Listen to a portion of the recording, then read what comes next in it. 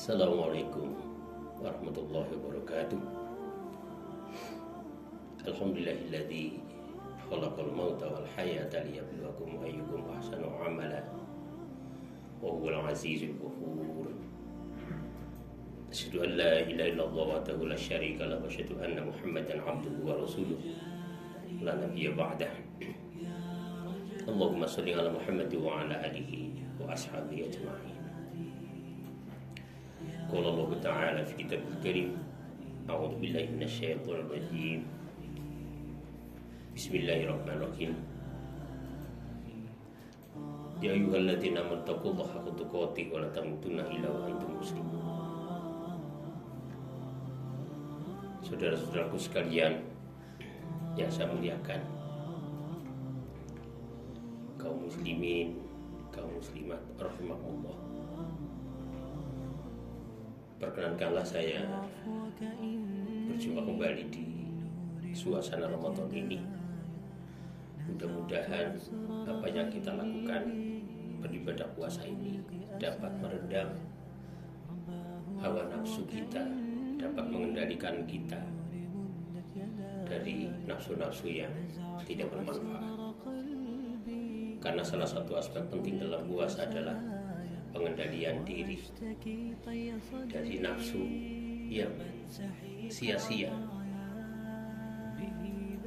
Profesor Adi Saryati melihat manusia dari dua sisi. Sisi pertama sebagai makhluk al-basar. Makhluk al-basar adalah makhluk yang bertubuh, berkaki, bertangan, dan seterusnya. Maka dari sorotan ini, manusia sebenarnya sama dengan makhluk-makhluk yang lain, ingin menguasai, serakah. Kemudian juga yang paling dominan yang sulit dikendalikan kadang-kadang nafsu biologis dan sebagainya. Maka momen puasa adalah satu hal yang sangat penting untuk mengendalikan hal ini, bahwa mengendalikan hawa nafsu adalah jihad yang luar biasa. Yang kedua, Adi Saryati menyoroti manusia sebagai makhluk al-insan. Al-insan adalah makhluk yang kecuali bertubuh, bertangan dan sebagainya, ia memiliki nurani, memiliki hati yang cerdas, memiliki mata hati yang berpandangan jauh. Sehingga dengan memiliki mata hati yang cerdas, maka ia peduli, ia peka, ia sensitif di dalam hal-hal sosial, sehingga merasa bahwa dirinya adalah hamba Allah, hamba yang perlu mengingat ada hamba-hamba yang lain, sehingga dia harus mampu membangun kemitraan dengan makhluk-makhluk yang lain, terutama yang namanya manusia. Sebagai al-insan, maka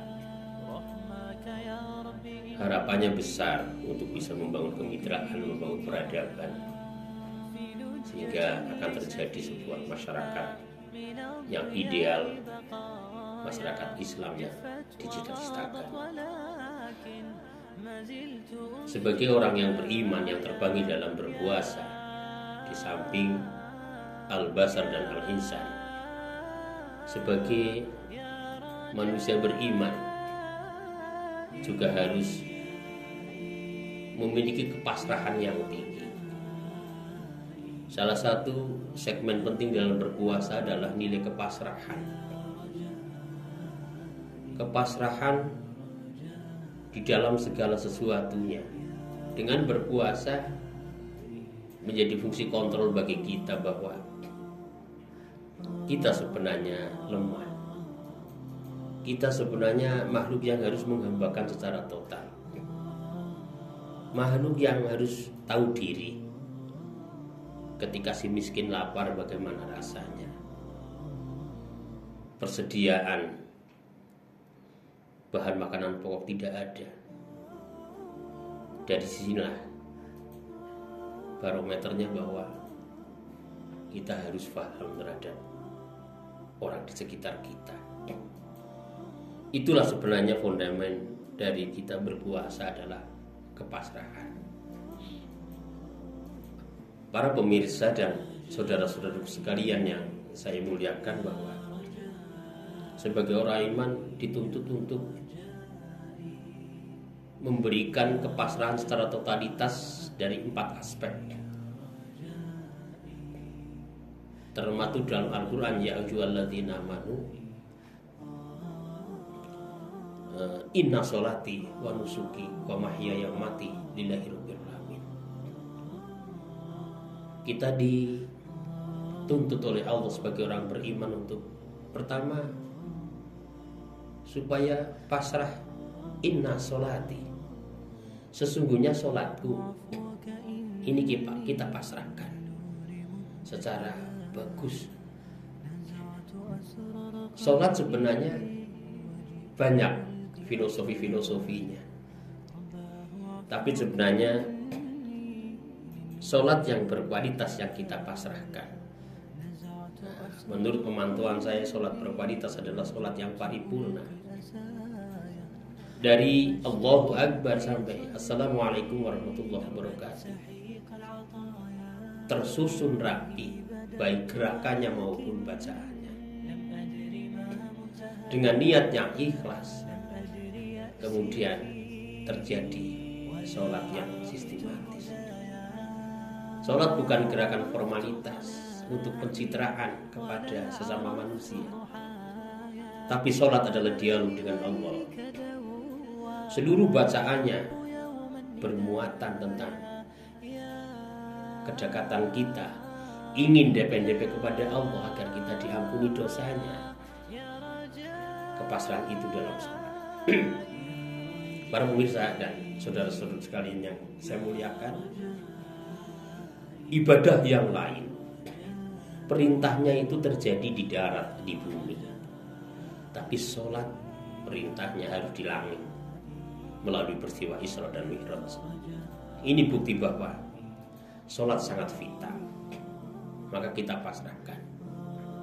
Jika kepasrahan ini membentuk sholat yang kualitas nanti, maka sholatnya baik, yang lain baik. Mudah-mudahan kita sholatnya baik sehingga yang lain ikut baik. Yang kedua adalah wanusuki wa mahyaya mati lillahi rabbil alamin. Nusuk itu ibadah. Beribadah kita pasrahkan kepada Allah. Yang berkewajiban ibadah sebenarnya makhluk yang namanya manusia dan jin. Wa ma khalaqtul jinna wal insa illa liya'budun. Tapi jin tidak mau beribadah. Alhamdulillah manusia sejak dilahirkan sudah bersedia untuk beribadah kepada Allah. Maka ibadah kita mari bersama-sama kita pasrahkan secara tulus, secara ikhlas. Agar apa? Kita dekat dengan Allah. Kalau kita dekat, Allah dekat dengan kita. Tapi kalau kita menjauh, maka Allah akan menjauh dengan kita.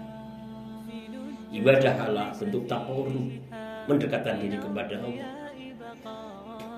Maka dalam momen-momen bulan puasa ini, ibadah diobral oleh Allah pahalanya yang wajib dilipat gandakan, sementara yang sunnah disetarakan dengan yang wajib.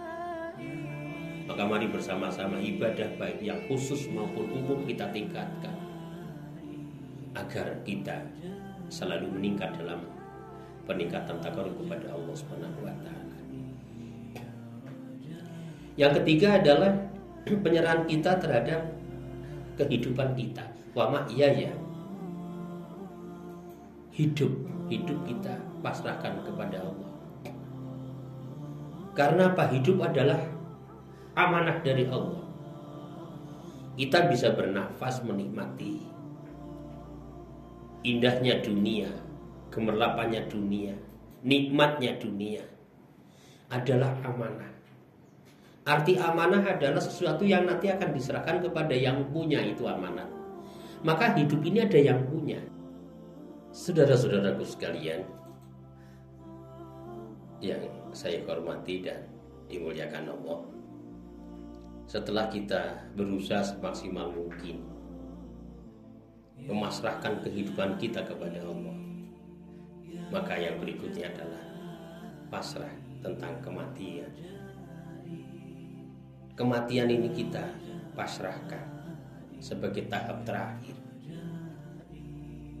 Kematian adalah keniscayaan yang tidak bisa dielakkan lagi. Kullun nafsin dha'iqatul maut. Bahwa makhluk yang bernafas seperti manusia ini semua akan mati. Dan ini butuh kiat-kiat untuk pasrah kepada Allah. Agar apa? Tentu yang kita pasrahkan adalah kematian-kematian yang berkualitas. Kematian yang berkualitas apa? Kematian yang husnul khotimah, akhir hayat yang baik.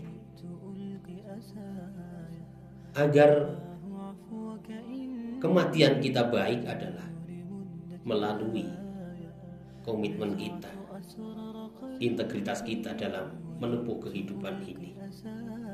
Sehingga untuk mencapai kematian yang baik adalah tidak hanya seketika, tapi ada sebuah gerakan yang terus menerus, sehingga ketika ketentuan Allah itu datang, maka diri kita sudah menyiapkan diri. Ada hadis yang mengatakan, "Lakinu mautakum la ilaha illallah ta'ala jannah." Ketika nafas yang terakhir pergi dari tubuh kita, kemudian ada ungkapan la ilaha illallah, maka dijamin masuk surga. Inilah husnul khotimah. Siapa yang tidak mengidam-idamkan husnul khotimah, kematian yang dimuliakan Allah, akhir hayat yang baik, kelihatannya sepele, tapi mampukah kita nanti bisa memiliki kematian atau akhir hayat yang baik, yang husnul khotimah? Jawabannya ada di diri kita masing-masing. Dari upaya kita, bagaimana agar kita pada hembusan nafas yang terakhir kita tetap ingat kepada Allah.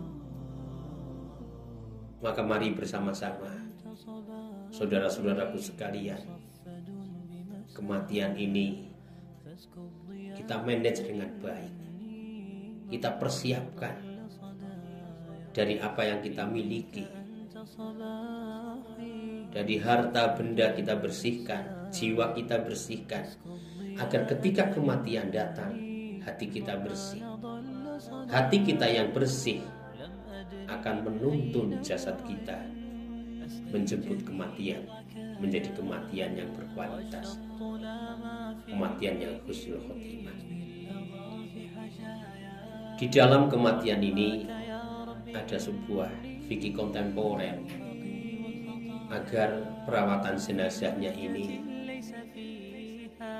benar, tepat, dan sesuai dengan tuntunan Islam. Maka yang merawat jenazah itu adalah mereka-mereka yang mahram, sehingga menyentuh daerah-daerah aurat itu halal. Ketika suami meninggal, maka yang merawat jenazahnya adalah istri, dibantu anak-anaknya yang sudah besar. Ketika istri meninggal, maka suami berkewajiban merawat jenazah istri, dibantu dengan anak-anaknya yang sudah besar. Maka merawat jenazah adalah ilmu pengetahuan yang semua harus bisa, sehingga akan menuju kepada kematian yang berkualitas. Jangan sampai kita beralasan sesuatu sehingga kewajiban kita merawat jenazah orang yang kita cintai itu gagal. Umumnya masyarakat masih memiliki rasa takut kepada jenazah. Naudzubillah min dzalik. Jangan sampai takut kepada jenazah pada orang-orang yang dicintai. Tidak boleh suami takut kepada jenazahnya istri. Haram istri takut kepada jenazahnya suami. Tidak boleh.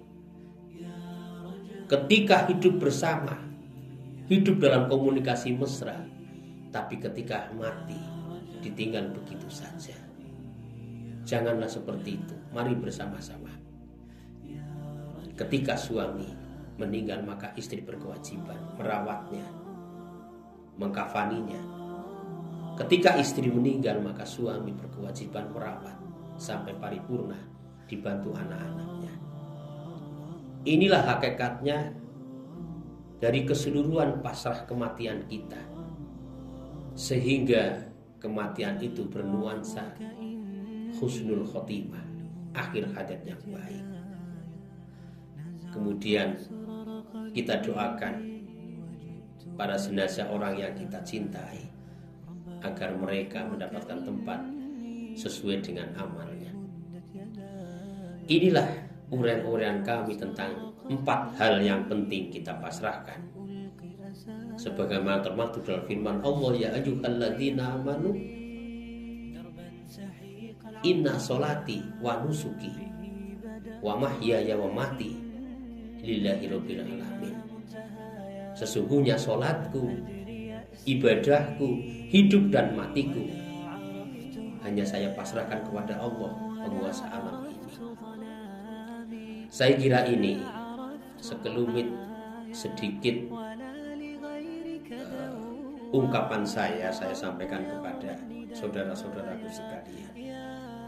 Tentu saya masih banyak keterbatasan dalam penataan bahasa, dalam menyampaikan materi, banyak yang kurang jelas dan sebagainya.